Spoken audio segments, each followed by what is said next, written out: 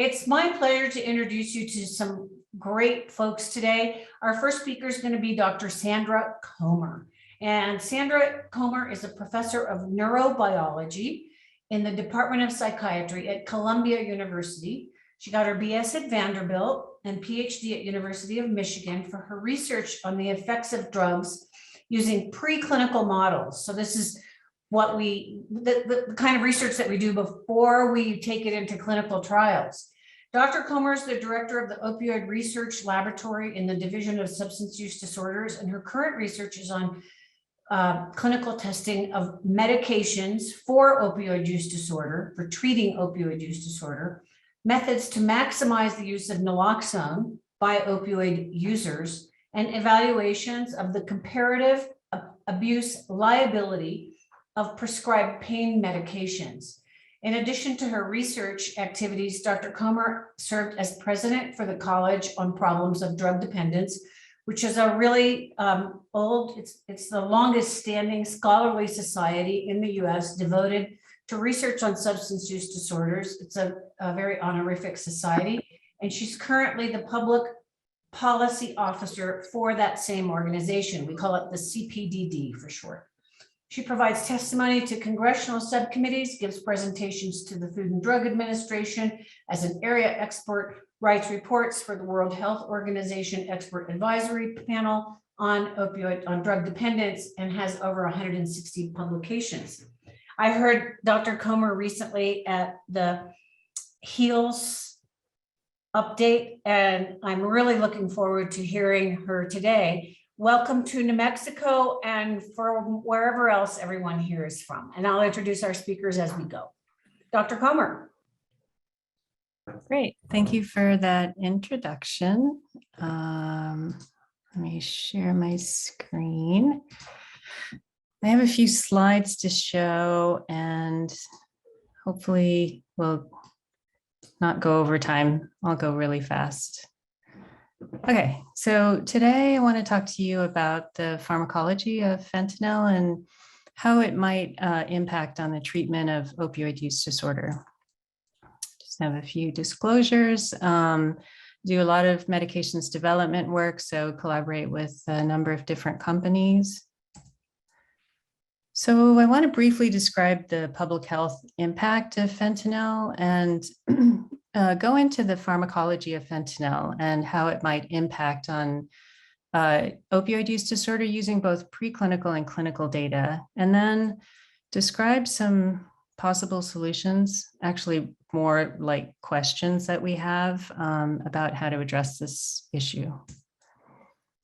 So we know that fentanyl is a potent synthetic opioid that has been approved by the FDA for quite a while. It was originally approved as a general anesthetic, and now it's used in a variety of different types of formulations for treating chronic pain and also breakthrough pain. But it's really not the pharmaceutical fentanyl that's driving the current epidemic. So it's illicitly manufactured fentanyl. So, this substance here, and phenethylpyridone is a substance that can be purchased fairly inexpensively. And through just a couple of step process, we can, fentanyl can be manufactured. Unfortunately, another fentanyl analog can also be, very quickly manufactured or easily manufactured. So it is, these reasons are why, fentanyl has become so widespread. There's a large profit margin for the street chemists and drug dealers that's easy to synthesize. And because it's so potent, it's easy to transport. So you probably have seen a figure similar to this, but I just thought I'd go over it just quickly to show you the pattern of effects of drug use over the last 20 years or so. So with opioids, it first started with these fatal overdoses were due to prescription opioids. But then starting in about 2010, the prescription opioid related overdose deaths started to plateau. And right around the same time, we saw an increase in heroin-related overdose deaths, and now that's starting to actually decline. Then starting in about 2013, we were getting increased reports of confiscations of fentanyl in street supplies of opioids. And this is now obviously what is currently driving the majority of drug-related overdose deaths. And then starting at around 2014, we've been seeing this increase in stimulant-related overdose deaths as well. So during the latest data that we have is ending in November 2021. This is data from the CDC, where they reported over 100,000 drug-related deaths, and about 87% of those are related to synthetic opioids like fentanyl. And then, of course, during the COVID pandemic, we saw an even greater increase in drug-related deaths, and it's driven largely by fentanyl. So the question is why the fentanyls are driving this increase, and it partly has to do with the potency of fentanyl. So it's about 100 times more potent than morphine based on animal models. So I think it's just partly that, it's hard for drug dealers to, take a few grains of fentanyl and hit the dose just right so that it produces a high, for people, but then it also is not toxic. So that margin is pretty narrow. I want to spend some time going over this paper because I think it was really interesting. It was published last year, describing the kind of unique pharmacology of fentanyl. So this is a figure showing the binding pocket of mu opioid receptors, showing that fentanyl can fit within this pocket in a number of different ways. So these are different configurations of the fentanyl molecule that can bind within this pocket and activate the receptor. So this is unusual because morphine doesn't do this in other mu agonists. They usually just have one configuration within the binding pocket that will turn on the receptor. Another thing that's unique about fentanyl is that it gets to the receptor in a different way. So we know that fentanyl is lipophilic, so it likes being in the lipid bilayer. So this is an example of a receptor that resides within this fatty layer.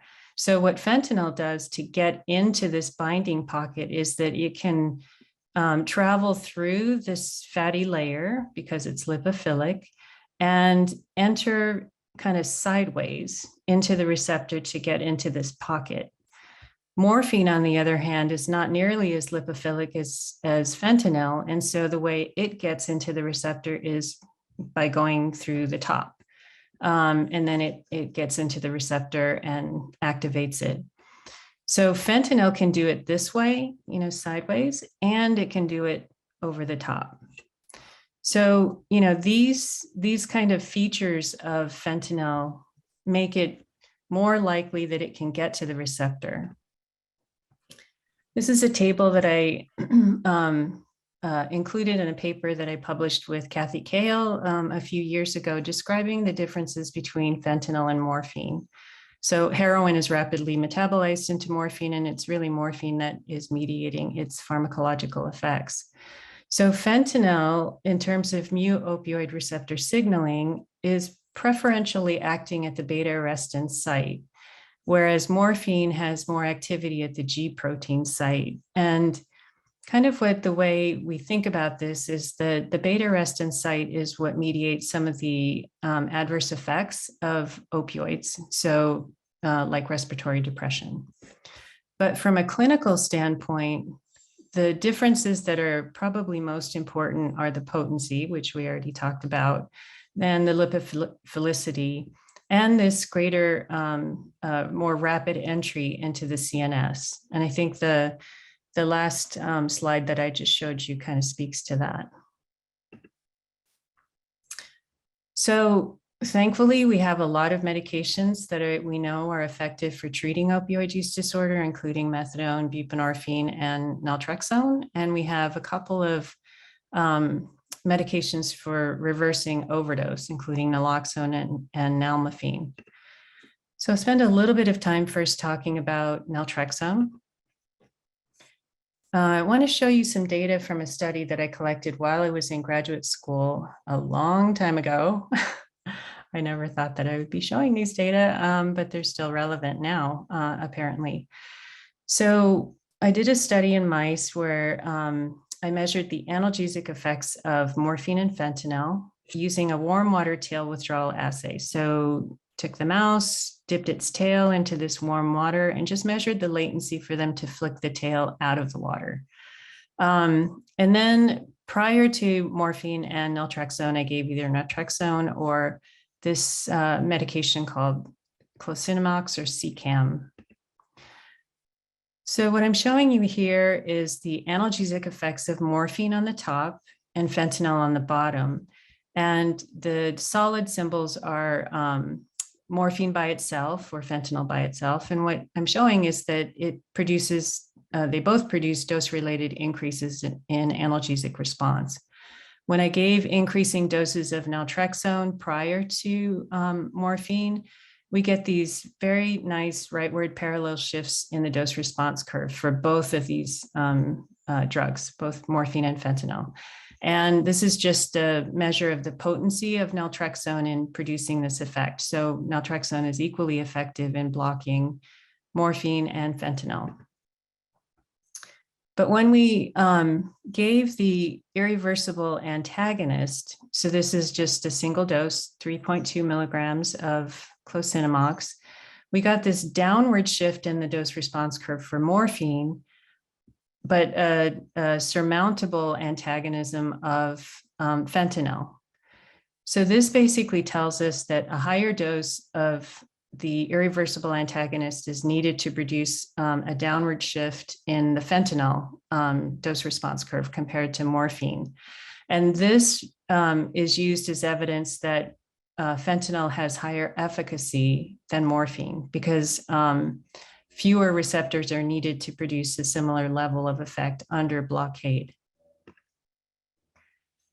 This is a study that was published more recently by Toby Maguire and Charles France's lab, looking at self-administration of fentanyl compared to cocaine in rhesus monkeys. And so what they did was they used MCAM, which is kind of a similar to CCAM, as either an acute administration of 0.1 or 0.32 milligrams prior to administration of fentanyl. And what we see is that this dose produced this reduction in self-administration that recovers over time, but it doesn't alter cocaine self-administration. When the higher dose was administered, the reduction was also present and it lasted for a lot longer. So it lasts for about 2 weeks. Again, it has no effect on cocaine. When they gave the MCAM repeatedly, the reduction in self-administration was sustained over many, many days and then slowly returned to baseline levels. So we know that the antagonist is important. So both a competitive and non-competitive antagonist can block the effects of fentanyl. This is a study that was also conducted in Charles France's lab. This is Sean Flynn, who is the first author, showing that this was done in rats. This is a drug discrimination assay, which is a measure of, they use it as a measure of subjective responses to opioids. And what I'm showing you is that carfentanil, fentanyl, and heroin all produce similar kinds of effects. Carfentanil is obviously much more potent than heroin. This is showing the time course of effect. So fentanyl's effects are very short acting. It's almost back to saline levels by about an hour after administration, whereas carfentanil is much longer lasting. So this time course is very consistent with what we hear drug users describing as they talk about fentanyl having not having very good legs. They gave naltrexone as a pretreatment to fentanyl and carfentanil and heroin in this situation. And what they're showing is that this same dose of naltrexone produces a similar level of antagonism of fentanyl and heroin, but it's much less effective against carfentanil. So the agonist is important too. So fentanyl doesn't look like it's the same as carfentanil, at least in terms of blockade. So what about overdose reversal? Let's look at naloxone. So this is a study that was described in that Kelly paper that I was showing you earlier, where they measured the respiratory depressant effects of fentanyl compared to morphine. So they gave fentanyl or morphine here, and this is compared to saline, which is in the black. Both morphine and fentanyl produce the same level of respiratory depression. This dose of naloxone, which was given here, reverses morphine, but does not reverse fentanyl. It took a tenfold higher dose of naloxone to reverse fentanyl to the same extent as it did to reverse morphine. So again, this is consistent with what we're hearing in clinical settings in terms of the need for higher doses of naloxone to reverse a fentanyl overdose.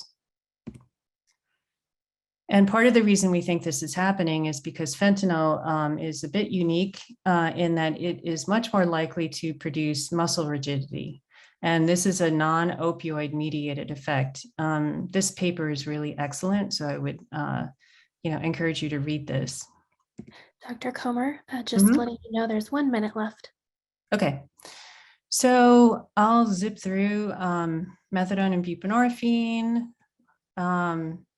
This is just another example of how buprenorphine is not quite as effective in antagonizing the analgesic effects of higher efficacy agonists.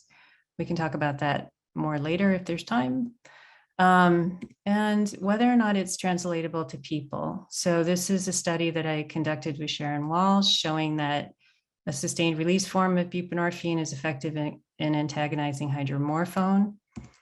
But we're not sure about fentanyl. So we don't have any lab-based studies in humans looking at the effects of these treatment medications.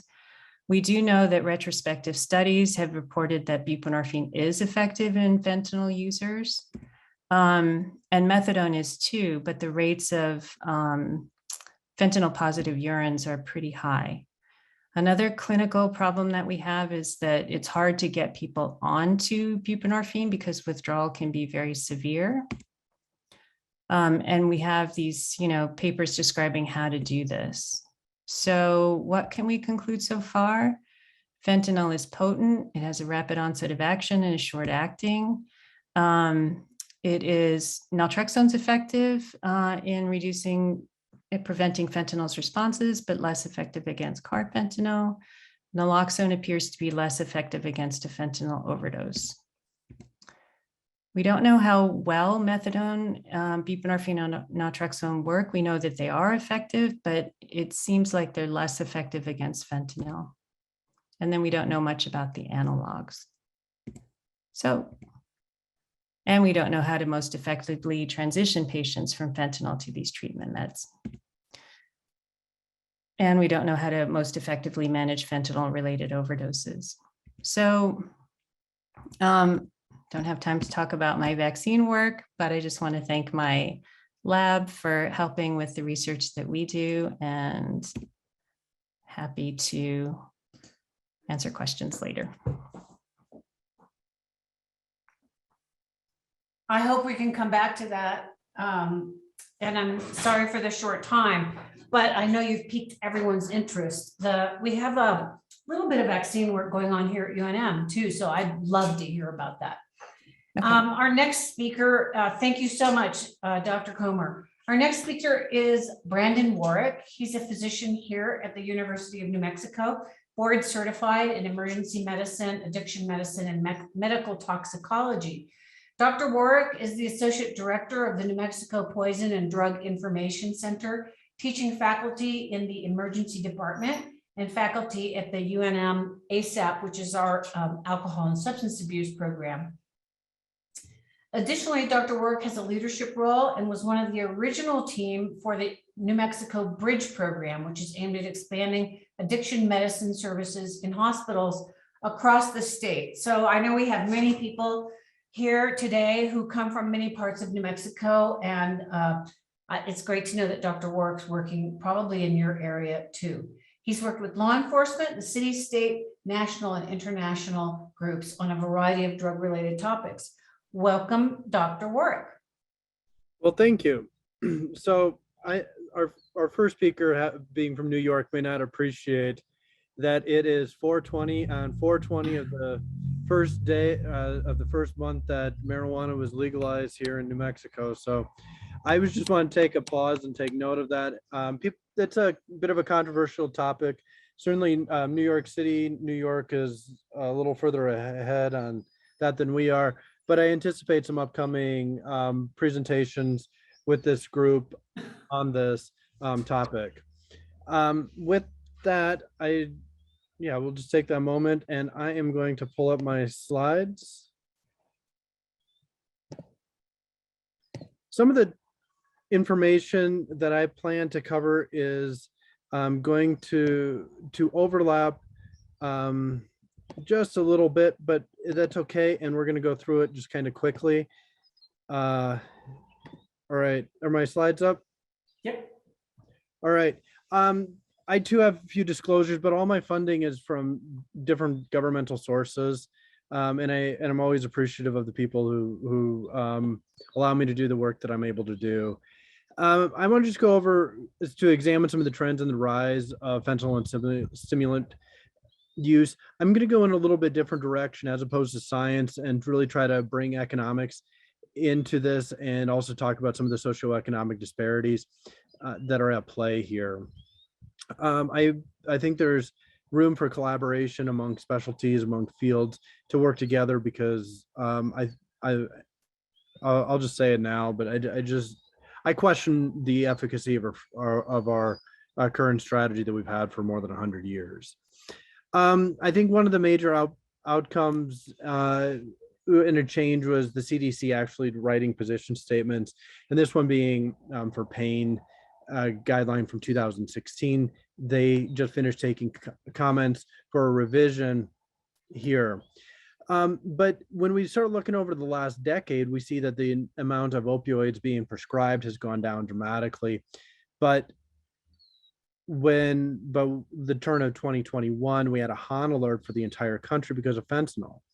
To me, when we have over a decade worth of focus with multiple departments at federal, state, and local levels all working, to me, this is really a failure in terms of our medical model and our approach as a country. And I think we needed another approach. So as we know, fentanyl continues to show up in some counterfeit pills. I just want to give Phil Flutie, who's also on this webinar, a thanks for sending me some pictures of some of the samples that we obtained in New Mexico here. The sample on the right with the micromedics in the background is the actual pharmacologic agent. The other ones are just a different counterfeit. This is one of the projects that I have worked on, and really trying to put a business model together for fentanyl, and why does this make sense? So the going rate, or the going cost of a kilogram of fentanyl, is between $3,000 and $4,000. That's buying it currently on the dark web. This used to be the going rate on the surface web as well, but law enforcement efforts around the world have really shut that down. What's a little bit unclear is exactly how much it costs the cartels to manufacture a kilogram of fentanyl. I would say at least this is going to be on the high side, probably a little bit less. You can buy pill presses, you can buy dyes relatively inexpensively. And just putting some things together, on this project, I just set out with a goal of $10,000. If I put 500 micrograms in a pill, from that 1 kilogram will result 2 million pills. The pills are going for about $20 on the street. And that is a potential revenue source of $40 million based on that $10,000 investment. I've talked with multiple people with MBAs, multiple people in business, and I would love to hear anybody else's comments in the chat or afterwards if anybody's ever seen a business model with a profit margin in this neighborhood. Again, it's huge. The other thing is fentanyl short acting, so people need to redose, and they will frequently find themselves that those 1-2 pills that they're taking a day quickly turns into 10, 20, and that rapid escalation is things that I've not seen in clinical practice with heroin. Don says pills are $5 on the street. Yeah, I'm hearing stories too around $5, but that's more of a wholesale value is what I'm hearing too. But I think the point is that the markup on the pills, whether it's 5, 20, even $1, is huge. Also, I think it's important to understand how a lot of the marketing works. So I think the day of driving down to that shady part of town in Albuquerque, I like using the example of Central and San Mateo, and asking, "Hey, do you have some drugs?" They may happen, but a lot of the time, it's friends selling to friends, and that basically the way it works is somebody's having a bad day or just got injured, and it's like, here, I got a couple of pills here, I'll help you out. What we're seeing in the schools here, at least in New Mexico, I can't speak for the rest of the country anecdotally, and I've seen this story multiple times, where the parents of a child who's in high school has the substance abuse problem, and they start slowly inviting friends over, having a little bit of a party where the drugs are given out free. And we know this marketing strategy of free drugs works because the pharmaceutical companies do that legitimately all the time, and then begin selling. What happens in the multi-level marketing, and this is technically an illegal marketing in the US, is that the people at the top, i.e. the cartels, are really getting the money.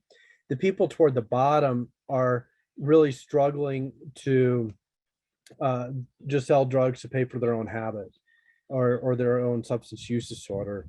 And so they become a bit of a challenge, and they're always under pressure to satisfy that craving. So that can become very difficult for the person, and they're oftentimes motivated to pull people back in who've just completed a rehab program, just got out of jail, things like that. And this is a very difficult marketing system to necessarily shut down. We have medications, and I've spoken to multiple physicians, multiple healthcare workers, and as far as the benefits go, the improvement in survival, retention to treatment, decreasing criminal activity, increasing employment, and improving birth outcomes is far wider than any other any other intervention that I've ever heard of in medicine.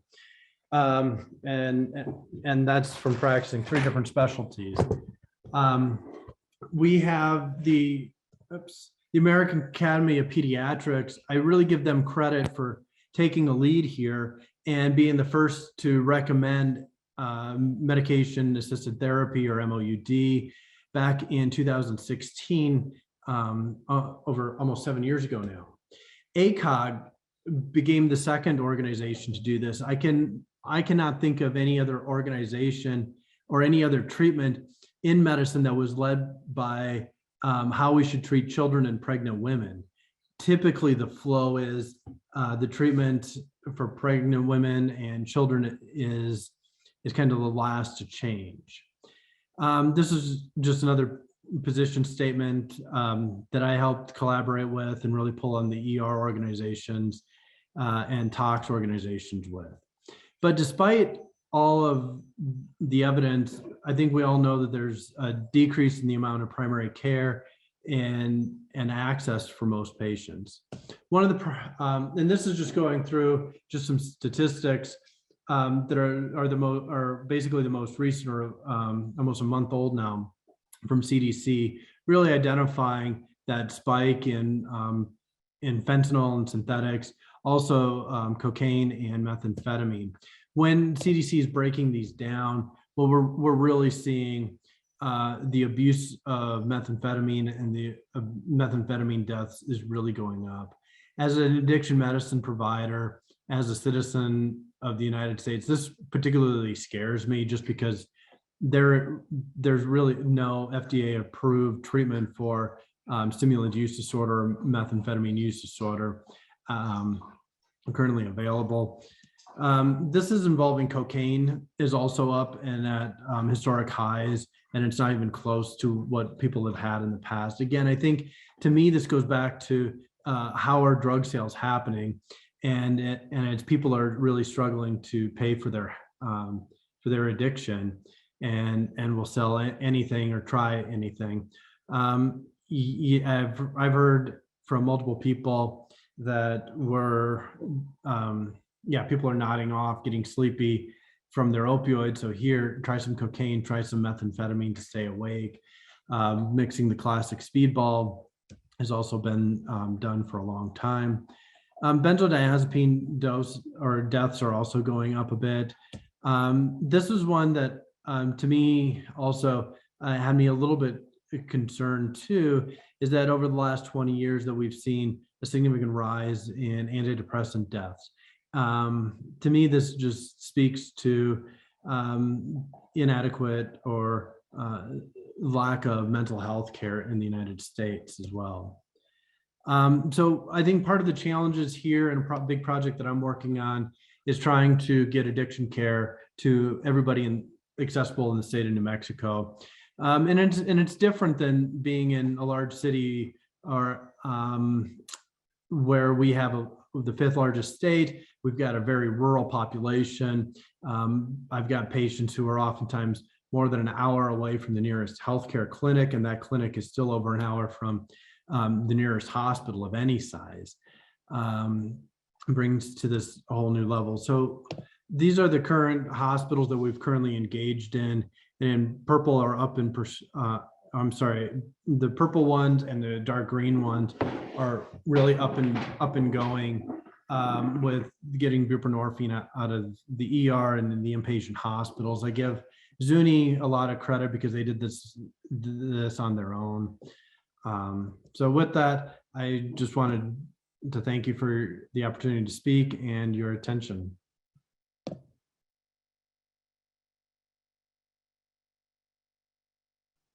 Thank you, Dr. Warwick. Lastly, and it was great that you mentioned that people have trouble getting into primary care. Scott Jeanson, Dr. Jeanson is our next speaker, and he provides primary care. He's a highly respected and committed primary care provider here. He attended DePaul University and Nova Southeastern University, did a residency at UNM in the Department of Family and Community Medicine, one of our highlight programs, in 2012, before becoming a physician at First Choice Community Health.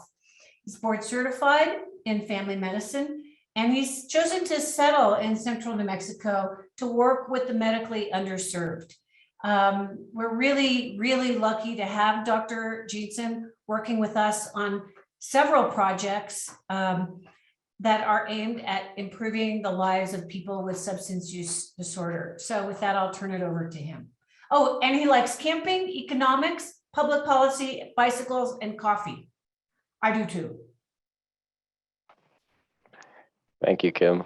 And I think you're reading my old bio that's posted on our public facing page, because I didn't have time to make up a specific one, but it works. So the only thing I didn't add in that, I guess, is I am also board certified in addiction medicine and coordinate our addiction medicine efforts for First Choice Community Healthcare, which is Central New Mexico's largest community health center, or FQHC, however you choose to refer to that. Let me just pull up some slides here. So most of this is going to be just my perspective on what I do. I still primarily practice clinically and act as a consultant within our system and do some coordination of our addiction care system wide. And let's see if we advance this. So some of the statistics slides that I'll show are actually just going to be copies of what you've already seen from our other presenters. I wanted to start with this one though. This is just our regularly implemented national survey on substance use, involves access to treatment as well. And it just pulled in these two slides because they essentially show up until 2019 that those who have a substance use disorder and have sought out care has been rather static over several years. If you look at the line graph, and then the other graph here, the giant pie chart shows that of all those who use substances in the last year, majority don't feel that they need treatment. The little red bar there is those who felt they needed treatment and didn't get it, or did not make any effort to get it. And then the tiny green mark is those who felt they needed treatment and then made effort to get treatment. So it doesn't say whether they were successful or not. And then these are just repeats of what you've already seen, just showing in the past 5 years of data that's been validated thus far that we have an increase in overdose deaths that, according to other chart, is driven a lot by fentanyl in addition to our stimulants. So one conclusion to this, and one response that it prompted me to have within our system, is that we have increasingly dangerous and deadly changing trends in substance use that lack a proportionate response in demand and access to treatment. So in the past, I think I came up in an era training and providing substance use disorder treatment that was rather paternalistic and had a mantra that you needed to set firm boundaries and have kind of rigid treatment protocols so that way patients could get their life together and could basically rise to the occasion of the treatment that you were providing for them.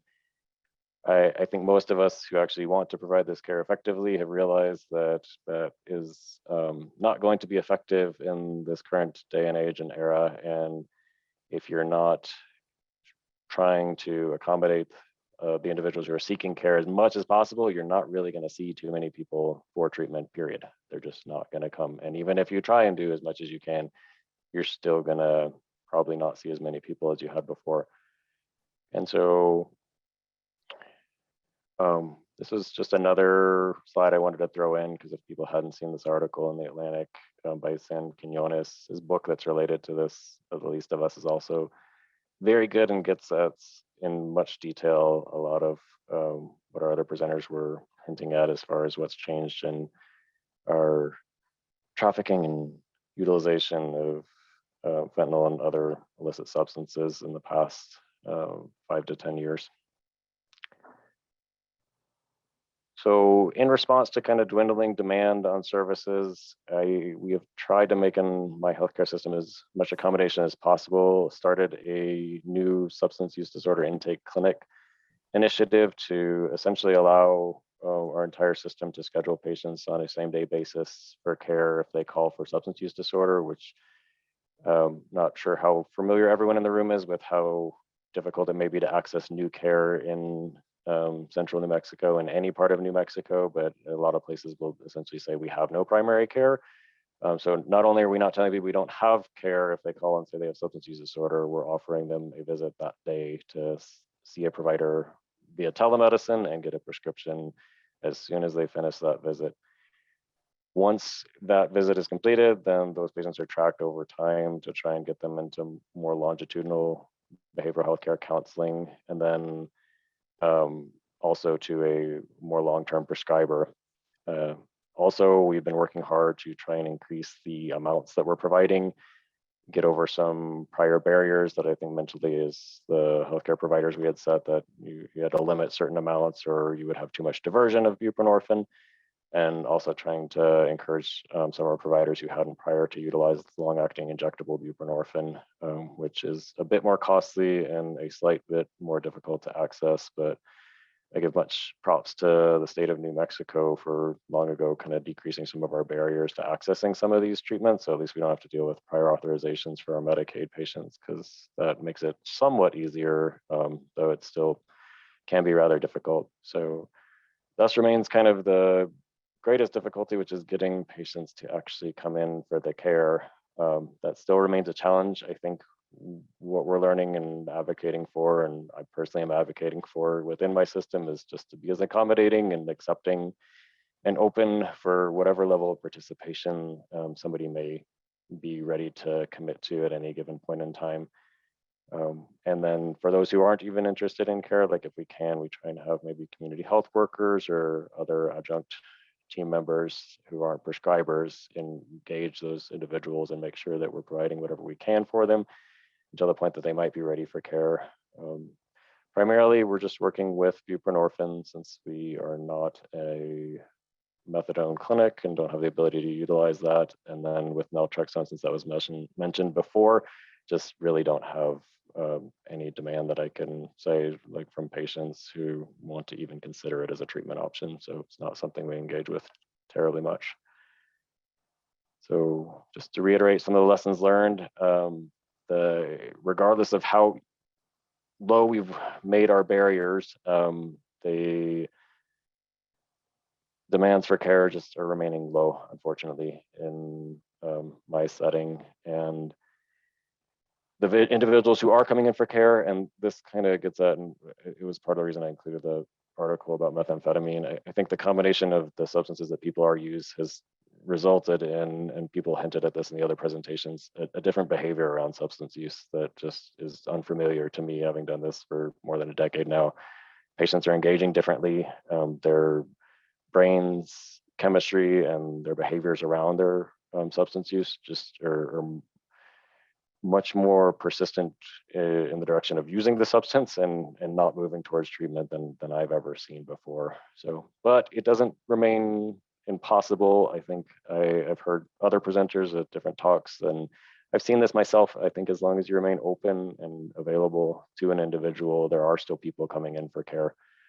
The rates are just lower, but those who are coming in for care, the rates of individuals kind of successfully onboarding onto buprenorphine or medication for opioid use disorder, they're not abysmal, they're not zero. So I think we're doing our best to try and continue to offer an option for people if and when they're ready to take advantage of it. Thank you very much. Thank you, Scott. We've had some wonderful perspectives here today, and I think if everyone goes home remembering that line is going up, we all saw that same thing. It's going up, it's going up. I've worked with people who inject drugs for a really long time, and I think I was one of the people who didn't see this coming because we're a black tar heroin place. But fentanyl is replacing everything, and people don't need to inject it. And the rise is tremendous. I have been studying infectious diseases and medical outcomes of opioid use and substance use disorder for a long time. And, we're not seeing the same outcomes either. We don't see people get Hep C, they die. It's really, really difficult. And so I'd like to turn this over and allow folks to answer some questions. And Christina, you can moderate that. Great, yes. So if There is a hand raising thing if you want to raise your hand. Otherwise, put your question in the chat. Yeah, exactly. Thanks, Kim.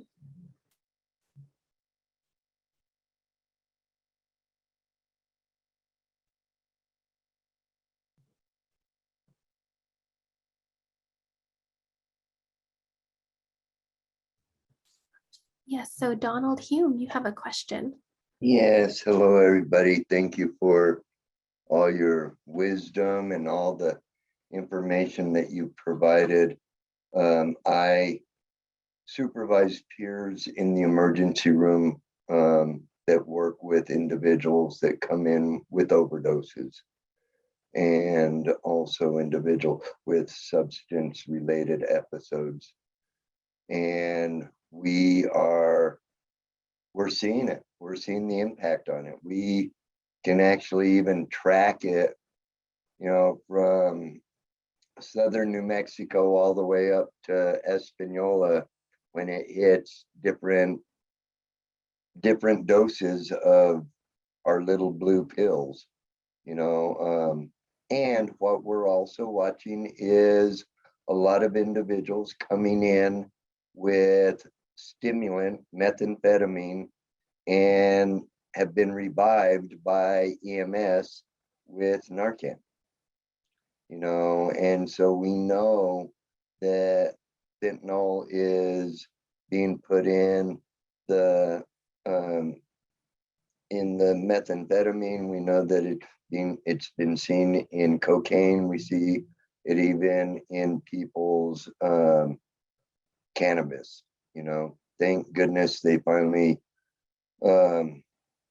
approved recreational so that people know what they're getting at least there. But we You have have a question, Donald? No, I just making a comment. Okay, thank you so much. I think your experience is very similar to what other people are seeing. We've got a couple of questions that came through in the chat. Harry Sherman asks, you mentioned that fentanyl is replacing black tar heroin. Is there any data that tells us how far into the transition we are? No, there's not very good data. There was some data out of San Francisco that shows that injecting is going down, and for some people they're replacing injecting with smoking fentanyl. But I'd really like to hear from any of our panelists what they're seeing in their patients or the people that they're working with in terms of transitioning away from heroin to fentanyl. Scott, you seeing a lot? Yeah, I can't say we see much people testing just positive for heroin at all lately. There are some people that test, their urine would suggest they're using something that's not pure fentanyl. There was a product that used to trigger positives for codeine, morphine, a few other things, and it seems to also have fentanyl in it if I'm just going based on the urines. Even just asking patients, most of them will suggest like they can't find black tar heroin if they're looking for it at this point. It's just not available.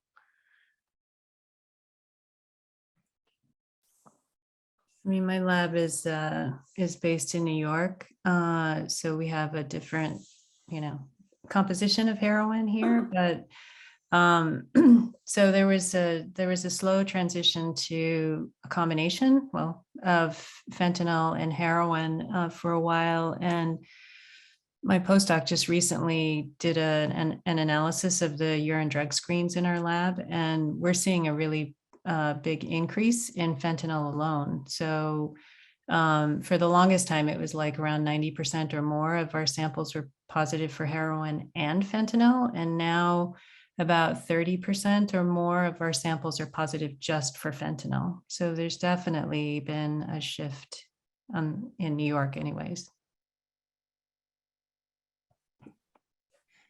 Hello, my name is Joanne. I have a question. Please go for it. Okay, yes. Like I said, my name is Joanne, and I'm the program coordinator for the 4th Judicial District Adult Drug Court Program.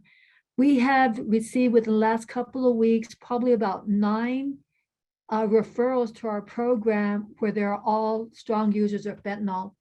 I mean, back in the day, or just last month, a couple of months ago, we were hearing how 1 pill could put you into an overdose, or 2 pills. When we're assessing these individuals, we're seeing where they're taking 20 plus pills a day. Right now, the majority of them are incarcerated. They will be getting released soon. And I guess our, where we stand is just a little bit, I guess, nervous of how they're going to come out and how we're going to be able to treat them and do what is right by the participant, getting the help that they need. So Joanne, they don't get treatment when they're incarcerated? No, they don't. Do you think that's something that maybe should happen while these folks are in there? Well, before COVID, they had a program, but since COVID, they haven't been able to to continue with that program. I think they do want to bring it up again in the future, but for right now, there's no programs at all while they're in jail. So at this point, we did refer one individual to go to inpatient treatment prior to coming into our program. But with the other ones, we're just really fearful that once they get out of prison, a jail, they've been there 30 days up to 6 months. If they start using, they're going to go into direct withdrawals or overdose. Not withdrawals, but overdose. And so it just, we just don't know. This is not new to us because we have had a few people with fentanyl that come into our program, but now where we're seeing the high intake, where just 2 pills isn't doing it, where they're coming in with 20. When they told me 20 pills, it was like shocking.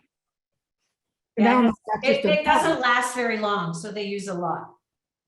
It doesn't last long. It's not like heroin. You have to use it more and more frequently. Like Dr. Comer said, after an hour, it's over. You got to get high again. So We had a patient who's using it 30 times a day. But so there's hope for these individuals to put them on outpatient treatment for medication, treatment for opioid use disorder specifically. And I think, as Dr. Jameson said, medication, Suboxone, buprenorphine, which is Suboxone plus naloxone, is a very effective medication. We have differing results on how people get induced on it. Some people do go through precipitated withdrawals. Not all people do, but it is a very, very effective medication. And if it were me, I'd put it in the water where you're at. So Suboxone, and then the buprenorphine is the generic name. Okay. Yeah, Leslie Hayes has her hand up. Maybe she could talk about that too. Thank you. You're welcome. I actually had a quick question, which is one of the things that we're struggling with is that there are no CLIA waived tests for fentanyl, which is the test that I can use in the office. And so we've had a variety of people, I've gotten a bunch of different opinions as to whether or not we can use some that we got, given our status as an FQHC. Does anyone know if there's any plans to get a CLIA waived test? Because the test is available to be used in clinics, but we don't have a rapid test that we can use easily.